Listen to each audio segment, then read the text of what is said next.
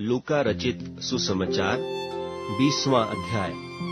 एक दिन ऐसा हुआ कि जब वह मंदिर में लोगों को उपदेश देता और सुसमाचार सुना रहा था, तो महायाजक और शास्त्री पुरनियों के साथ पास आकर खड़े हुए और कहने लगे कि हमें बता, तू इन कामों को किस अधिकार से करता है और वह कौन है जिसने तुझे यह अधिकार दिया है। उसने उनको उत्तर दिया कि मैं भी तुमसे एक बात पूछता हूँ, मुझे बताओ, यूहन्ना का बपतिस्मा स्वर्ग की ओर से था या मनुष्यों की ओर से था? तब वे आपस में कहने लगे कि यदि हम कहें स्वर्ग की ओर से तो वह कहेगा, फिर तुमने उसकी प्रतीति क्यों न की?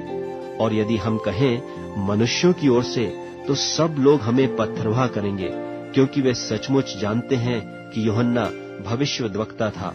सो उन्होंने उत्तर दिया, हम नहीं जानते कि वह किसकी ओर से था। यीशु ने उनसे कहा, तो मैं भी तुमको नहीं बताता कि मैं ये काम किस अधिकार से करता हूँ। तब वह लोगों से यह दृष्टांत कहने लगा कि किसी मनुष्य ने दाख की बारी लगाई और किसानों को उसका ठेका दे दिया और बहुत दिनों के लिए परदेश चला गया। समय पर उसने किसानों के पास एक दास को भेजा कि वे दाख की बारी के कुछ फलों का भाग उसे दें, पर किसानों ने उसे पीटकर छूछे हाथ लौटा दिया।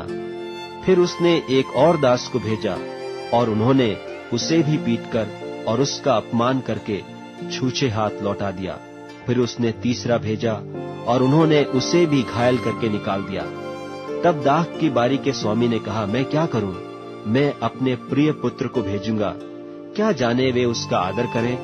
जब किसानों ने उसे देखा तो आपस में विचार करने लगे कि यह तो वारिस है, आओ हम उसे मार डालें कि मीरास हमारी हो जाए।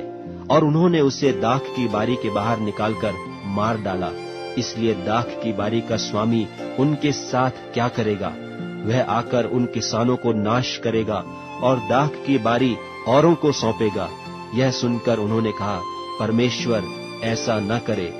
उसने उनकी ओर देखकर कहा, फिर यह क्या लिखा है कि जिस पत्थर को राजमिस्त्रियों ने निकम्मा ठहराया था, वही कोने का सिरा हो गया। जो कोई उस पत्थर पर गिरेगा वह चकनाचूर हो जाएगा, और जिस पर वह गिरेगा उसको पीस डालेगा। उसी घड़ी शास्त्रियों और महायाजकों ने उसे पकड़ना चाहा, क्योंकि समझ गए कि उसने हम पर यह दृष्टांत कहा, परंतु वे लोगों से डरे।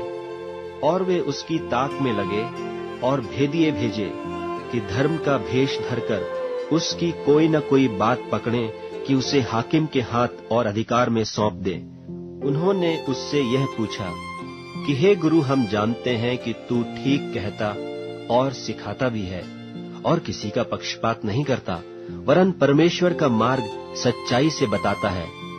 क्या हमें कैसर को कर देना उचित है कि नहीं? उसने उनकी चतुराई को ताड़कर उनसे कहा, 1 दिनार मुझे दिखाओ, इस पर किसकी मूर्ति और नाम है? उन्होंने कहा, कैसर का। उसने उनसे कहा, तो जो कैसर का है वह कैसर को दो, और जो परमेश्वर का है वह परमेश्वर को दो।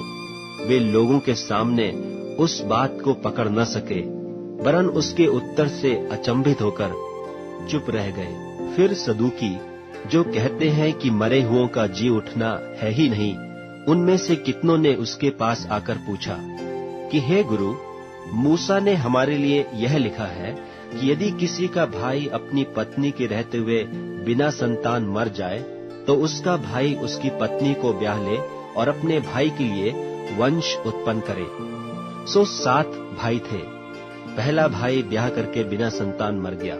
फिर दूसरे और तीसरे ने भी उस स्त्री को ब्याह लिया। इस रीति से 7 बिना संतान मर गए। सबके पीछे वह स्त्री भी मर गई। सो जी उठने पर वह उनमें से किसकी पत्नी होगी, क्योंकि वह 7 की पत्नी हो चुकी थी।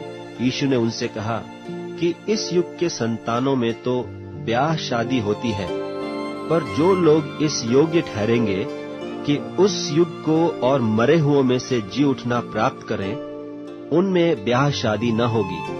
वे फिर मरने के भी नहीं, क्योंकि वे स्वर्गदूतों के समान होंगे, और जी उठने के संतान होने से परमेश्वर के भी संतान होंगे।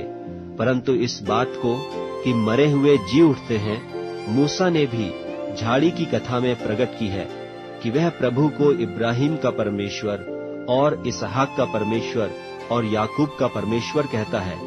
परमेश्वर तो मुर्दों का नहीं परंतु जीवितों का परमेश्वर है, क्योंकि उसके निकट सब जीवित हैं। तब यह सुनकर शास्त्रियों में से कितनों ने यह कहा कि हे गुरु, तूने अच्छा कहा, और उन्हें फिर उससे कुछ और पूछने का हियाव न हुआ।